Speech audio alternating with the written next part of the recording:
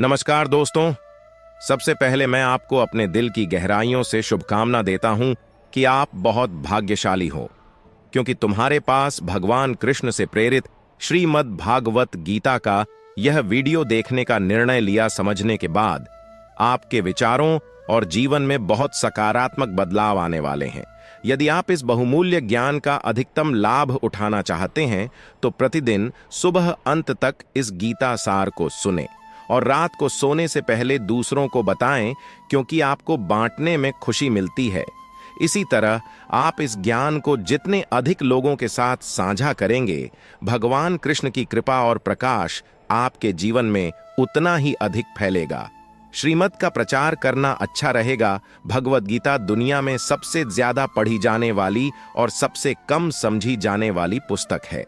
जो व्यक्ति अपने जीवन में आगे बढ़ना चाहता है, अपनी कठिनाइयों को दूर कर आगे बढ़ सकता है, जीवन में सफलता पाना चाहता है या अपने जीवन के तरीके को सुधारो। वास्तव में गीता सभी पहलुओं में व्यक्ति के जीवन में सुधार होता है। यही कारण है कि जो व्यक्ति जो कुछ करना चाहता है वह मिल जाएगा, लेकिन जो सिर्फ मनोरंजन चाहता है या सिर्फ अधिक जानकारी से गीता का वास्तविक अर्थ कभी समझ में नहीं आएगा। गीता का असली काम आपकी हर समस्या, हर सवाल का जवाब देना है और आपको जानकारी देते हैं, जीवन में आगे बढ़ने का सही रास्ता दिखाते हैं। आज हम उसी भगवद गीता की शिक्षाओं के बारे में चर्चा करेंगे। किसी निर्दोष व्यक्ति को जानबूझकर बिना किसी कारण के चोट पहुंचाना अपराध है। इस दुनिया में सबसे बड़ा पाप। श्री व्यास देव जी महाराज, जिन्होंने महाभारत लिखी, श्री व्यास देव जी महाराज जिन्होंने 18 पुराण लिखे। इतने सारे ग्रंथों को कोई कैसे पढ़ सकता है? इन सभी शास्त्रों में जो लिखा है उसे एक ही किसी ने उनसे पूछा कि आपने इतने शास्त्र लिखे, इतनी किताबें लिखी, कृपया मुझे इन सभी ग्रंथों का सार बताइए, शीर्षक में लिख दो। तब व्यास जी ने कहा, दवा। व्यास जी कहने लगे कि मैंने सभी शास्त्रों में 2 बातें विशेष रूप से लिखी हैं कि मेरे द्वारा लिखे गए सभी शास्त्रों का सार सिर्फ 2 बातों में निहित है। एक है किसी का दिल खुश करना सबसे बड़ा उपहार है, किसी का दिल दुखाना सबसे बड़ा धर्म है और किसी का दिमाग दुखाना सबसे बड़ा पाप है। हमेशा बुरे कर्मों को त्याग कर अच्छे कर्म करते रहना चाहिए। जब कोई व्यक्ति कुछ करता है तो केवल अपने स्वार्थ के लिए वह अपना जीवन नष्ट कर रहा है, तो वह उसे पता भी नहीं चलता कि यह कब बुराई में लिप्त हो गया। लेकिन जब कोई व्यक्ति कार्य करते समय अपने मन में निस्वार्थता का भाव रखता है और लालच महसूस नहीं करता है, यह व्यक्ति बुराई से मुक्त रहता है, क्योंकि लालच एक ऐसी चीज है जो अच्छे और बुरे की समझ को नष्ट कर देता है। यह सही और गलत के बीच का अंतर मिटा देता है।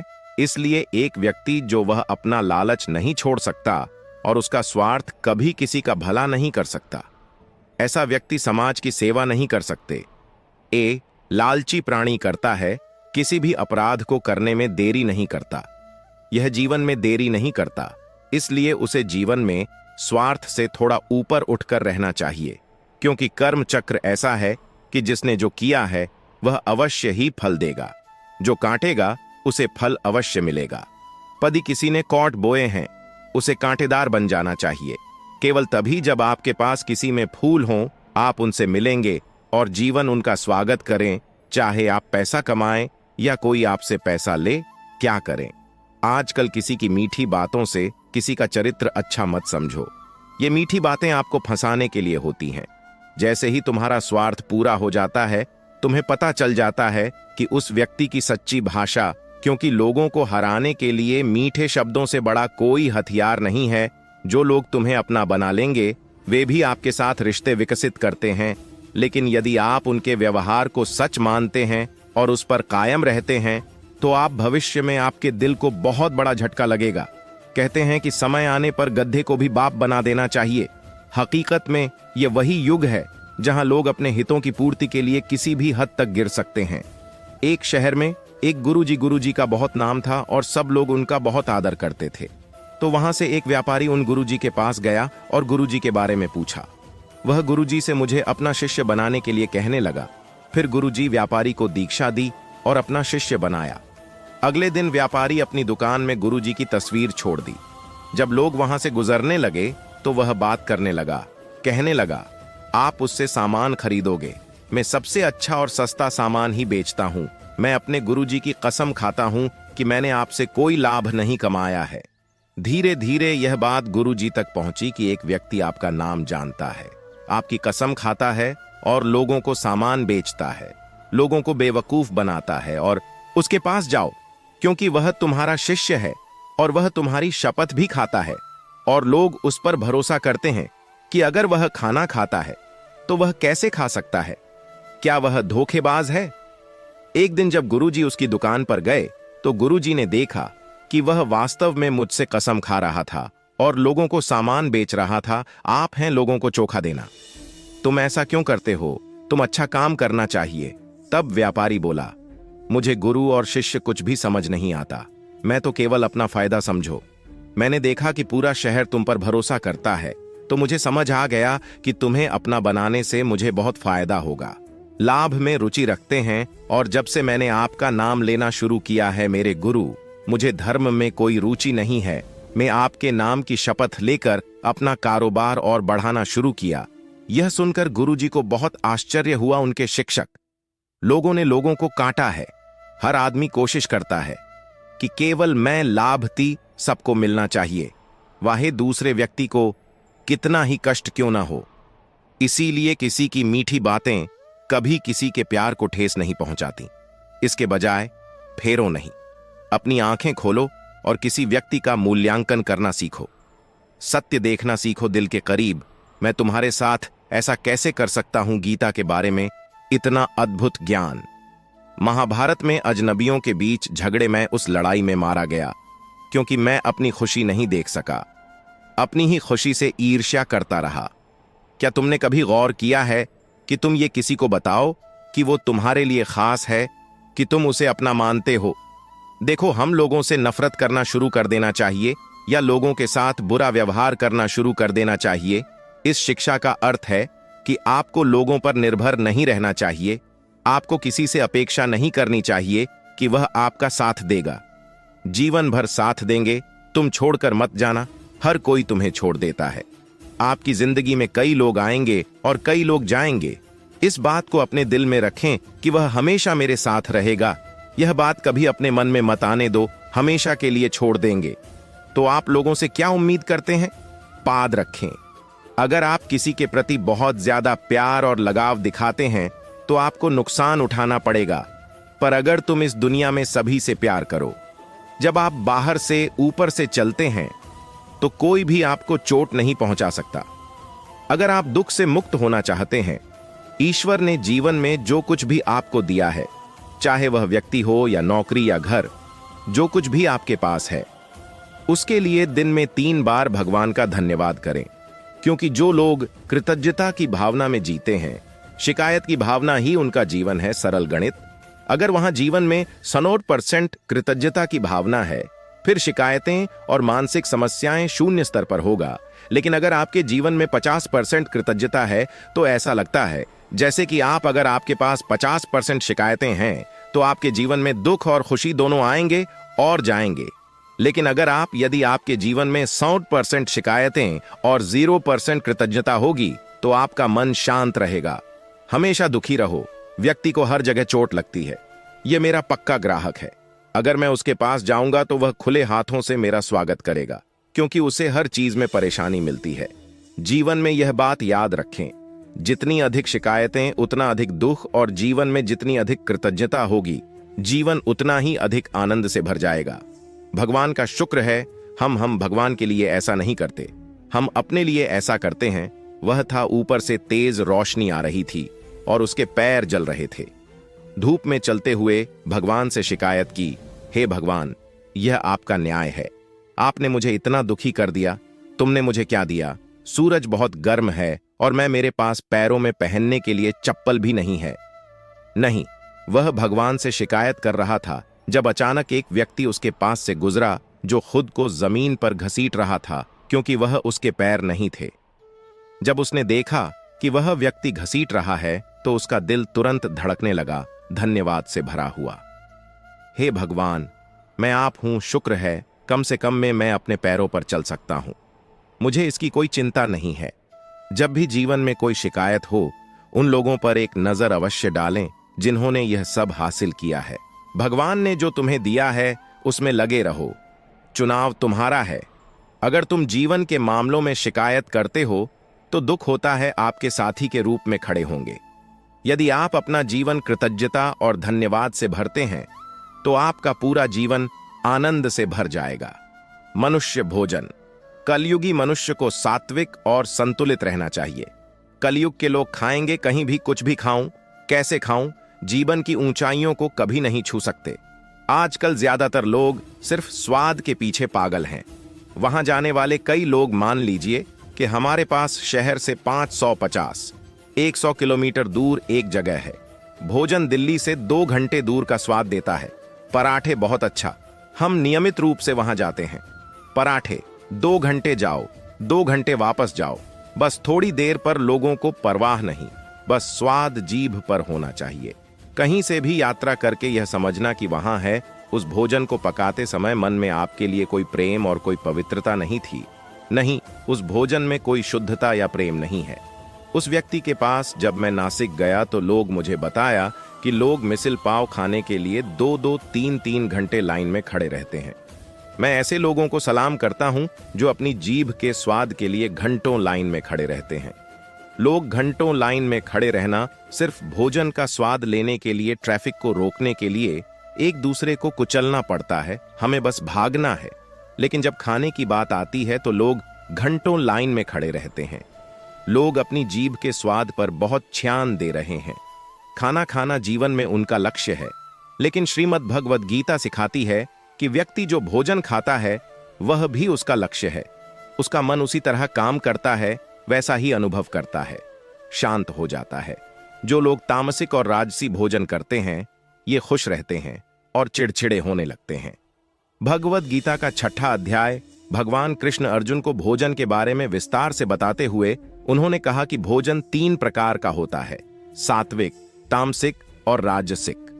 भोजन आपके शरीर को बूढ़ा बनाता है, आपको बड़ा चनाता है, आपको खुशी देता है, आपके मन को संतुष्टि देता है, जीवन को खुशियों देता है, शोक और बीमारी का कारण बनता है। और ऐसा भोजन स्वादिष्ट होता है, शाही भोजन दुख। अतः बहुत गर्म, मसालेदार और जलन पैदा करने वाला भोजन रजोगुण है। इसे भोजन कहते हैं। और भोजन जो घंटों पहले तैयार किया गया हो, जानवरों को मारकर तैयार किया गया हो, बहुत अशुद्ध तरीके से तैयार किया गया, बहुत गर्म, बहुत मसालेदार और खट्टा, या जिसमें नशीले पदार्थ हों जोड़ा गया, तमोगुण भोजन कहा जाता है। और आप जैसा चाहें खा सकते हैं, जैसा भोजन करोगे वैसा ही जीवन होगा, ऐसा श्रीमद् कहते हैं। भगवद गीता सिखाती है कि यदि आप जीवन में खुश रहना चाहते हैं तो आपको हमेशा सात्विक और संतुलित भोजन करना चाहिए। कभी भी खुद को ऐसा मत बनाओ कि लोग तुम्हारा इस्तेमाल कर सके जाओ। अपने आप को कभी ऐसा मत बनाओ कि लोग तुम्हें दुख दें और चले जाएं। तुम्हें ऐसा करना चाहिए। कभी भी खुद को दुखी मत बनाओ, इससे लोग आपको अच्छा नहीं मानेंगे बल्कि आपका फायदा उठाएंगे। अगर लोग आपसे नफरत करते हैं तो आपको ऐसा ही होना चाहिए। यह आप पर निर्भर करता है। आप आसानी से आहत हो जाते हैं और आपका इस्तेमाल करके बच निकल सकते हैं। इसलिए आपको इस पर विचार करना चाहिए कि ऐसा क्यों लोग आपको आसानी से चोट पहुंचाते हैं, क्योंकि दुनिया में बहुत सारे लोग हैं जो उनसे बात करने से भी डरते हैं।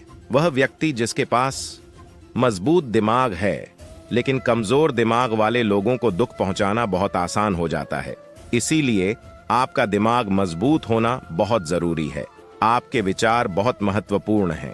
कमजोर मन और कमजोर विचारों के साथ यदि आप लड़ते हैं, तुम्हें हर जगह तकलीफ होगी। इसलिए कभी नहीं किसी को भी दुख पहुंचने दो और चले जाओ। जब तक आप दूसरों से सम्मान की उम्मीद करते रहेंगे, तब तक आप दूसरों के लिए सम्माननीय बने रहेंगे। जब तक आपकी यह इच्छा रहेगी, तब तक आप अपमानित महसूस नहीं करेंगे। जब तक कोई आपका सम्मान नहीं करेगा, तब तक कोई आपका सम्मान नहीं करेगा। जो सम्मान चाहता है उसे अपमान अवश्य मिलेगा। क्या आपने कभी गौर किया है, जो व्यक्ति सम्मान की सबसे अधिक चाह रखता है उसे ऐसा महसूस होता है कई जगहों पर अपमानित, लेकिन जब वे वहां बैठते हैं सम्मान पाने की आशा में, वे हर जगह अपमानित महसूस करते हैं। अजीब चक्र है। जो सम्मान चाहते हैं उनका अपमान होता है, जो लोग प्यार चाहते हैं उन्हें धोखा दिया जाता है, जो लोग अच्छे व्यवहार की तलाश करते हैं गलत लोगों को ढूंढना। वास्तव में सम्मान कोई ऐसी चीज नहीं है जिसकी आप इच्छा करते हैं, यह आपको दिए गए अनुसार आपके कार्य। जब आप ये चीजें करते हैं, अगर आप चीजों की तलाश, इच्छा, आपको सारी नकारात्मकताएं मिलनी शुरू हो जाती है। जीवन में लोगों से सम्मान की उम्मीद मत करो, लोगों से प्यार की उम्मीद मत करो। और कई लोग कहते हैं कि लोगों से अच्छे व्यवहार की उम्मीद मत करो। हम कम से कम इस योग्य हैं कि दूसरा हमारे साथ अच्छा व्यवहार करे। आप ऐसा नहीं कर सकते। नियंत्रण, दूसरे लोग आपके साथ कैसा व्यवहार करेंगे। हाँ, यह सच है। अपने हाथों को अच्छी तरह से व्यवहार करने के लिए यह अंदर है। अपने हाथों से लोगों को प्यार दो, लोगों के साथ सम्मान से पेश आओ। लेविन बदले में थे चीजें वही हैं जो आप अपने लिए चाहते हैं। यह कभी भी आपके हाथ में नहीं हो सकता, लेकिन जिस क्षण आप सम्मान, प्रेम और अच्छे व्यवहार की इच्छा छोड़ दो, स्वभाव स्वतः ही अगर कोई व्यक्ति खुद से खुश नहीं है तो वह दुनिया में कुछ भी हासिल नहीं कर सकता। नहीं, ज्यादातर लोग खुशी की तलाश में इधर उधर भटक रहे हैं। खुशी उनके वर्तमान में नहीं है, या तो उनकी कल्पना में या फिर उनके भविष्य। जगह बदलने से, रिश्ते बदलने से, नौकरी बदलने से खुशी नहीं मिलती, लेकिन अगर कोई व्यक्ति खुद को बदल ले, जीवन में खुशियां आएंगी। जो लोग खुद से खुश नहीं हैं, खुशी के मौकों पर भी कुछ दुख का सामना करना पड़ेगा। और दुखी होना मन की प्रोग्रामिंग, यह एक मानसिक प्रशिक्षण है। यदि आपके पास मन को हर बात में दुखी रहने के लिए बार बार प्रशिक्षित किया है, तुमने उसे दुखी रहने के लिए प्रशिक्षित किया है, फिर धीरे धीरे आपका मन खुश रहना भूल जाएगा। लेकिन अगर आप अपने अपने मन को छोटी छोटी बातों में खुश रहने का आदी बनाओ, अपने जीवन के हर पल में एक खुशहाल जीवन जी सकेंगे। अगर कोई इस साधारण तथ्य को समझ ले कि सुख और दुख हमारे मन में है, आप अपने जीवन में खुश हैं। अगर आप जीवन में खुश रहना चाहते हैं, आप खुशी देख सकते हैं। छोटी छोटी बातों में भी आपका साथ होना चाहिए, वरना बड़ी खुशियों में भी आपका मन सिर्फ दुख ही ढूंढेगा। वह हमेशा अपने जीवन में, अपने आसपास की दुनिया में, अपने रिश्तों में सारी बुराइयां ही देखता है, सभी गलतियां देखता है। जल्द ही जो व्यक्ति इस जीवन में एक भी खुशी नहीं पा सकता, वह उदास है, खुश रहने का एक भी कारण नहीं ढूंढ पाता। उसका खुशहाल हरम ऐन धीरे धीरे कम होने लगता है और जीवन में अकेलापन, उदासी और अवसाद बढ़ने लगता है। ऐसा माना जाता है कि बाहरी परिस्थितियां आपको अकेलापन, उदासी और अवसाद से बचाती हैं। आप इसे नियंत्रित नहीं कर सकते, लेकिन उस परिस्थिति में आप खुश रहना चाहते हैं या दुख की बात है, यह पूरा चुनाव केवल आपका है। कई लोग कहते हैं कि ऐसी स्थिति में कोई कैसे खुश रह सकता है, तो दुखी रहो। और अगर यदि आप दुखी होना पसंद नहीं करते हैं, तो अपनी स्थिति को बदलने का प्रयास करें। और आपके पास कोई विकल्प नहीं है, या तो मौजूदा स्थिति में खुश रहें, या फिर आपको वह स्थिति पसंद नहीं है तो इसे बदलो। अगर आप दोनों नहीं कर सकते तो आप हमेशा पीछना, क्योंकि आप न तो स्थिति को बदलने में सक्षम हैं और न ही अपने विचारों को बदलने के लिए। या तो परिस्थिति बदले, अपने मन के विचार बदलें। और यदि दोनों ही कहानी महाभारत और भगवत गीता से है। एक बार एक कौवा गरुड़ का मित्र बन गया। वे इतने करीब आ गए कि वे कभी कोई समस्या नहीं हुई। तब गरुड़ और कौरवों ने यमदूत की उपेक्षा की और अगले दिन फिर वही बात हुई। जब वे बात कर रहे थे तो वही राक्षस वहां से गुजरा और वह फिर हंसा। इस बार कौवा गरुड़ को कुछ संदेह हुआ। उसने गरुड़ से कहा कि राक्षस कल मुझ पर हंसा था और आज भी हंसता है। उसे समझाया कि ऐसा कुछ नहीं है, यह संयोग हो सकता है, चिंता मत करो। 2-3 दिन ऐसे ही बीतता गया और हर दिन यमदूत कौवे को देखकर हंसते थे। अब कौवे को यकीन हो गया था कि उसकी मृत्यु निश्चित थी। मित्र, मैं मरना नहीं चाहता, परंतु यह यमदूत 1-2 दिन में मेरी जान ले लेगा। वह हर दिन मुझे देखकर मुस्कुराता है। गरुड़ को भी लगा कि शायद कौरी का संदेह सही था। उसने कौवे को धैर्य रखने को कहा। गरुड़ ने कौवे से कहा, चिंता मत करो मित्र, मैं तुम्हें बचा लूंगा। यहां से इतनी दूर ले जाऊंगा कि यह यमदूत तुम्हें दिखाई नहीं देगा। कैलाश पर्वत पर पहुंचना और एक गुफा तक पहुंचकर यमदूत था वहां पहले से ही एक। उसने पूछा, उस पर जाल क्यों लगाया जा रहा है? तुमने उसे क्यों मारा? क्या तुम जंगल में हंस रहे हो? मुझे आश्चर्य हुआ कि वह इतने कम समय में वहां कैसे पहुंच गया, क्योंकि उसके पंख बहुत छोटे थे। वह छोटा था और ज्यादा देर तक उड़ नहीं सकता था, इसलिए उसे कैलाश तक पहुंचने के लिए हजारों योजन की यात्रा करनी पड़ी। यहां तक तो पहुंच गए, लेकिन किस्मत तो देखो, तुम उसके सबसे अच्छा दोस्त इतने कम समय में उसे यहां ले आया। तो दोस्त, जीवन और मृत्यु यह भाग्यवान है, इसे कहीं भी छिपाया या टाला नहीं जा सकता। जब तक जीवन है तब तक कोई आपको मार सकता है, लेकिन यदि मृत्यु निकट है तो कोई भी प्रयास आपको नहीं बचा सकता। दोस्तों, आपको मौत से डरना या घबराना नहीं चाहिए। बस सुबह और शाम भगवान का ध्यान करना चाहिए। केवल भगवान ही हमारी हर चीज में मदद करते हैं, क्योंकि भगवान ही इस दुनिया में हैं। गीता में हमें इस बारे में एक बहुत ही रोचक और प्यारी कहानी मिलती है। कन्नौज में एक दासपति ब्राह्मण रहता था। उसका नाम अजमील था। यह अजमील महान शास्त्र थे, शील, सदाचार और सगुण के भंडार थे। विनय, जितेंद्रिय थे। वह एक सच्चे और पवित्र मंत्र विशेषज्ञ थे। उन्होंने सभी गुरुओं, संतों और महात्माओं की सेवा की। अपने पिता की आज्ञा से वह वन में चला गया और फल, फूल, समिधा और कुशा लेकर घर लौटा। वह जा रहा है। वह एक वेश्या के साथ रमण कर रहा है, वेश्या भी नशे में। अजमिल उसने कुछ नहीं किया और वह कामुक हो गया क्योंकि उसने उन्हें देखा था। अजमिल ने अपने मन को नियंत्रित करने की कोशिश की। उसने बहुत कोशिश की, लेकिन असफल रहा। अब वह मन में उसी वेश्या का चिंतन करने लगा और अपने धर्म से विमुख हो गया। सुंदर कपड़े, आभूषण और अन्य चीजें लाए जिससे उसे खुशी हुई। यहां तक कि अपने पिता की सारी संपत्ति दे दी। इससे यह वेश्या ब्राह्मण आकर्षित हुआ, वेश्या को खुश करने की कोशिश की।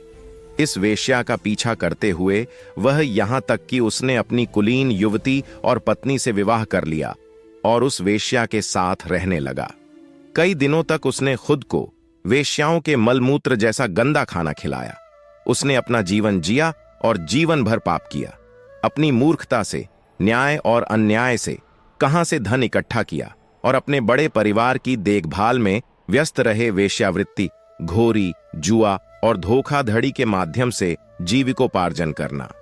एक संत उनके गांव में परिवार को भोजन कराने आए। गांव के संतों ने बाहर से कुछ लोगों से पूछा, भाई, किसी ब्राह्मण के घर बताओ, हमें रात वहीं बितानी है। इन लोगों ने संतों से मजाक किया और बोले, साधुओं, हमारे गांव में केवल एक ही श्रेष्ठ ब्राह्मण है जिसका नाम अजामिल है, और वह भगवान का इतना बड़ा भक्त है कि यह गांव के अंदर नहीं बल्कि गांव के बाहर रहता है। संत अजामिल के घर पहुंचे और दरवाजा खटखटाया।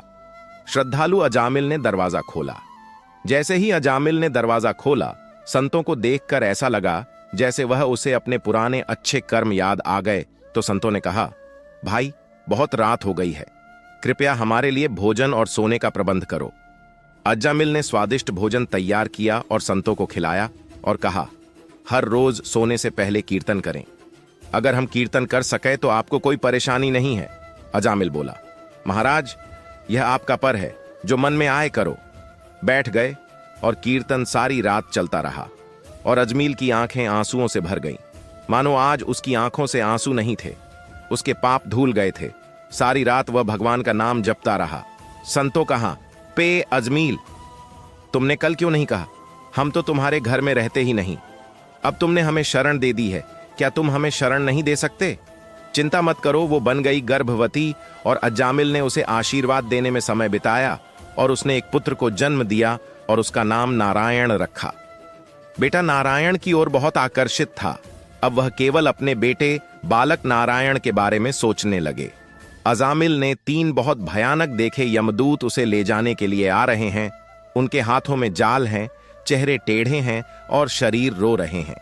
एक समय बालक नारायण कुछ दूर पर खेल रहे थे। यमदूत को देखकर अजामिल डर गया और अपने बेटे नारायण से कहा, नारायण, मुझे बचाओ, नारायण, मुझे बचाओ। तब भगवान के पार्षदों ने देखा कि मृत्यु के समय नाम हमारे भगवान नारायण है। विष्णु के दूतों ने उन्हें बलपूर्वक रोक दिया। यमराज के दूतों ने उनसे कहा, अरे तुम लोग कौन हो जो धर्मराज की आज्ञा नहीं मानते? तुम किसके दूत हो? तुम कहां से आए हो और हमें उन्हें ले जाने से क्यों रोक रहे हो? जब जेमधु ने ऐसा कहा तो भगवान नारायण की आज्ञाकारी सभाएं हंसने लगीं और यमधु ने कहा, यदि तुम लोग सचमुच धर्मराज के आज्ञाकारी हो तो हमें धर्म की विशेषताएं और धर्म का सार बताएं। दंड का हकदार कौन है? जो लोग अधार्मिक हैं, वेद स्वयं भगवान है। वे यमदूत के रूप हैं, उनकी प्राकृतिक सांस और प्रकाश स्वयं ज्ञान है। हमने सुना है कि जो लोग पाप करते हैं ये सब ज्ञानी होते हैं, अपने कर्मों के अनुसार दंडित किए जाते हैं। तब परमेश्वर के पार्षदों ने कहा, यह आश्चर्य और खेद की बात है कि यम संदेशवाहकों को अपराधों के लिए अनावश्यक रूप से दंडित किया जाता है और दंडनीय व्यक्तियों ने आध्यात्मिकता में प्रवेश किया है। उसने लाखों जन्मों के पापों का पूर्णतया प्रायश्चित कर लिया है, क्योंकि उसने कृपा पूर्वक भगवान के परम कल्याण में मोक्ष का नाम उच्चारित किया। जिस क्षण उन्होंने नारायण के ये 4 अक्षर बोले, केवल यही पापी सभी पापों का प्रायश्चित है। चोर, शराबी, मित्र, विश्वासघाती, ब्रह्मा का हत्यारा, गुरु, पत्नी स्त्री, संसार की औरत, राजा, पिता या गौ हत्यारा, चाहे कितना भी बड़ा या बड़ा है पापी, यह सबके लिए सबसे बड़ा प्रायश्चित है। वह भगवान के नाम पर प्रार्थना करता है, ईश्वर की लीला और स्वरूप तथा ईश्वर की बुद्धि स्वयं उसके साथ घनिष्ठ हो जाओ। तुम सब अजामिल को मत हटाओ। वह मृत्यु के समय परमेश्वर का नाम लेने के कारण अपने पापों का प्रायश्चित किया, उसे मौत से बचाया। भगवान की महिमा से अजमील का हृदय शीघ्र ही प्रफुल्लित हो उठा। भक्ति बढ़ गई। अब यह अपने पाप की याद आने पर अजमिल को पश्चाताप होने लगा। अजमिल मन ही मन सोचने लगा, ओह कैसा इंद्रियों का गुलाम! मैंने वेश्या के गर्भ से पुत्र को जन्म दिया और अपना ब्रह्मत्व नष्ट कर दिया। यह बहुत दुहक की बात है, लज्जा की बात है। मुझ पर संतों का आशीर्वाद है। मैं एक पिता, मैं एक आत्मा हूं। मैंने अपने परिवार, अपने माता पिता पर कलंक लगाया है। तपस्वी थे, मैंने भी उन्हें त्याग दिया है और मैं बहुत आभारी हूं। अब मैं निश्चित रूप से उन्हें त्याग दूंगा। उस सबसे भयानक नरक में गिरो जहां मैं हूं। धर्म पापा आत्मा के कामुक पुरुष अनेक प्रकार के यम को भीगता हूं। मैं महान पुरुष कहां हूं? छल्ली पापी, निर्लज्ज और ब्रह्मा की महिमा को नष्ट करने वाला, और वह कहां है? भगवान परम मंगलमय नारायण नाम से मैं सचमुच तृप्त हो गया हूं। अब मैंने अपने मन, इंद्रियों और आत्मा को वश में कर लिया है। ऐसा करने से मैं पुनः अपने आप को अंधकारमय नरक में न पढ़ने का प्रयत्न करूंगा। यम के भय से दूत मैंने अपने बेटे नारायण को बुलाया और भगवान के सलाहकार को प्रकट होना चाहिए। वास्तव में अगर मैंने नारायण को बुलाया होता, क्या आज श्री नारायण मेरे सामने प्रकट नहीं हुए हैं? अब अजमील का मन संसार से बिल्कुल विरक्त हो गया था। उन्होंने सभी संबंध और आसक्ति त्याग दी और हरिद्वार चले गए। वह अपनी सभी इंद्रियों को मन के विषयों से हटा लिया। इसके बाद आत्मचिंतन के माध्यम से उन्होंने बुद्धि को वस्तुओं से अलग कर दिया और हमें परब्रह्म से जोड़ा, जो ईश्वर के अनुभव का निवास है। अपना दर्शन प्राप्त करने के बाद अजमिल उन्होंने गंगा तट पर स्थित मंदिर में अपना शरीर त्याग दिया और तुरंत भगवान के सलाहकार का रूप धारण कर लिया। अपना सिर झुकाया और उसे प्रणाम किया। इतिहास अत्यंत गुप्त है तथा श्रद्धा एवं भक्ति से सुनने वाले मनुष्यों के समस्त पापों का नाश करने में समर्थ है। कहीं नरक तक नहीं, यहां तक कि यम के दूत उसकी ओर आंखें उठाकर नहीं देख सकते। चाहे उसका जीवन कितना ही पापपूर्ण क्यों न हो, वह स्वर्ग लोक में पूजित है। देख परीक्षित, अजामिल जैसा पापी अपनी मृत्यु के समय अपने बेटे के नाम पर उसने भगवान की पूजा की। जब भगवान की परिषदें यम के दूतों से अजमील को बचाया, यम के दूतों यमराज प्रकट हुए और बोले, दोनों के साथ मिश्रित कैसे पृथ्वी पर ऐसे कई शासक हैं जो इन प्राणियों को उनके कर्मों का पुरस्कार देते हैं? हमारा मानना है कि आप ही सभी प्राणियों के परमेश्वर और उनके स्वामी हैं। यमराज बोले, हे दूतों, मेरे अतिरिक्त एक और भी जगत का स्वामी है। यह सारा जगत उसी में भीगा हुआ है जैसे धागे में कपड़ा। उसके जीवित अंश ब्रह्मा, विष्णु और शंकर इस संसार के स्वामी हैं। उत्पत्ति और प्रलय की परिस्थितियां बनाता है। वह इस संपूर्ण जगत को वश में किए हुए बैल के समान अपने वश में रखता है। प्रिय संदेशवाहक, किसान पहले अपने बैलों को छोटी रस्सियों से बांधते हैं और फिर उन रस्सियों को बड़ी क्षैतिज रस्सियों से बांधे। भगवान जगदीश्वर ने भी सभी नामों को ब्रह्मांड, वर्ण, आश्रम के ब्रह्मचर्य आदि छोटे नाम की रस्सियों में बांध दिया और फिर सभी वेदों और शब्दों के रूप में नाम एक उन्होंने उसे एक बड़ी रस्सी से बांध दिया। इस प्रकार सभी प्राणी नाम और कर्म के बंधन से बंधे हुए हैं। अपने को भयभीत करके उन्हें समर्पित करने वाले सभी लोग भगवान के नियंत्रण में हैं। उनमें इंद्र, निद्युति, वरुण, चंद्र, अग्नि, शंकर, वायु, सूर्य, ब्रह्मा, 12 आदित्य, विश्व देवता, 8 हैं वसु, साध्य 39, मरुत, सिद्ध 11, रुद्र, रजोगुण। भगवान के नाम के उच्चारण की महिमा तो देखो। अजामिल जैसा पापी भी एक बार नाम लेने मात्र से मृत्यु के जाल से मुक्त हो गया। भगवान लीला और नामों का अच्छा जप मनुष्य को उसके पापों से मुक्त करता है। अजमिल अशांत मन से अपने पुत्र नारायण का नाम लिया। उस नाम के स्मरण मात्र से उसके सारे पाप मिट गए और वह भी मोक्ष प्राप्त हुआ है। दुहक की बात है कि प्यारे देवदूतों, बुद्धिमान लोग इसकी महिमा नहीं जानते। सूक्ष्म सरल सरल भगवान का नाम, लेकिन गलती से पाप करो और परमेश्वर की स्तुति गाओ और तुरंत नष्ट हो जाओ। भगवान कृष्ण के चरणों में नमन जो विचार नहीं करते और जिनके सिर पर एक बार भी भगवान कृष्ण का विचार नहीं आता, केवल उन पापियों को मेरे पास लाओ जो परमेश्वर की सेवा से विमुख हो गए हैं। वहां कोई नहीं था कि बाद से वे जो भक्त भगवान पर निर्भर रहते हैं, वे धर्मराज की बातों पर विश्वास करते हैं, वे अपने विनाश के डर से भगवान पर निर्भर रहने वाले भक्तों की ओर देखने से भी डरते हैं। गीता कहती है कि हमें अपने कर्मों का फल अवश्य भोगना चाहिए, चाहे कोई कितना भी चतुर क्यों ना हो। जो कुछ भी अगर आपने अच्छे कर्म किए हैं तो आपको उसका परिणाम भुगतना ही होगा। जाने अनजाने में आपके अच्छे कर्म आपको उन मुश्किल समय से बचाएगा। और अगर आपने कुछ गलत किया है, पाप किया है, चाहे आप ये काम कितने भी गुप्त रूप से करें, ऐसा कहा जाता है कि इस भगवान के चारों ओर कैमरे लगे हैं, हमारी और प्रकृति की हर गतिविधि पर नजर रखता है। इस दुनिया में कोई भी मुसीबत में हारे हुए व्यक्ति की मदद नहीं करता है, और अगर कोई व्यक्ति कोई थोड़ा भी सफल हो जाता है तो उससे कोई खुश नहीं रहता। इसीलिए अपने दुख किसी को मत बताओ और अपनी खुशियों किसी के साथ बांटी नहीं। अगर आप अपने दुख दुनिया के सामने बांटते हैं, अगर आप उन्हें लोगों के सामने साझा करें, तो लोग आपसे दूर भागने लगेंगे, क्योंकि वे जानते हैं कि जब तक आप उनके आसपास हैं, आपको उनकी पीड़ा सुननी होगी और वे कभी भी हमारी मदद मांगेंगे। तो यह इससे बेहतर है।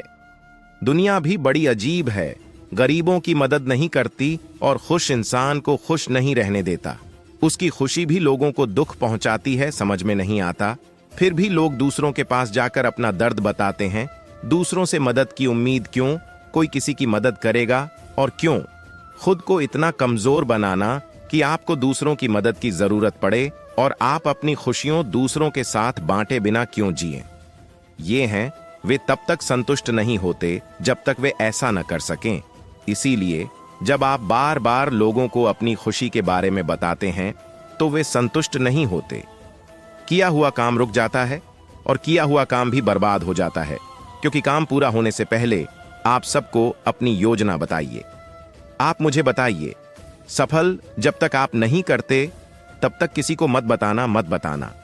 जब तक आपकी योजना पूरी नहीं हो जाती तब तक किसी से भी संपर्क न करें। और जिस दिन आप सफल हो जाएंगे, आपकी योजना पूरी हो जाएगी, आपको बताने की कोई जरूरत नहीं है। लोग आपकी सफलता को अपने आप देख लेंगे। इसलिए चाहे आप खुश हों या दुखी, कृपया इसे अपने पास ही रखें। तो हमारे वीडियो को लाइक करें। इस तरह के और अधिक जीवन बदलने वाले वीडियो के लिए हमारे चैनल को सब्सक्राइब करें और घंटी अधिसूचना आइकन को AL पर सेट करें, ताकि आपको हमारे नए वीडियो की सूचना तुरंत मिल जाए। अगले वीडियो में मैं आपको देखूंगा। जय श्री कृष्णा।